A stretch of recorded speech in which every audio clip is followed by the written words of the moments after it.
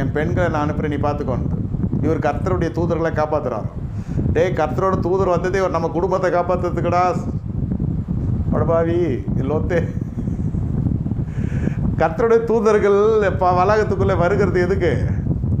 இவன் குடும்பத்தை ரட்சிப்பதற்கு, குடும்பத்தை அங்கத்தினர்களெல்லாம் காப்பாற்றுவதற்கு. இவன் கர்த்தருடைய தூதர்களை காப்பாற்றுவதற்காக பெத்த பெண்களை இவனை வழி அனுப்பி வைக்கிறான். நானும் அவர்களை அனுப்புகிறேன், அவர்களை பார்த்துக்கொள்ளணுன்னு. இப்படி பரிசுத்தம் தான்டா பேஸு, அடிப்படையே பரிசுத்தம் தான். இயேசுவை காப்பாற்றுறேன்னு சொல்லிட்டு பெத்த பிள்ளைங்களை அனுப்பி வைக்கிறானே இவன் என்ன அப்பன்?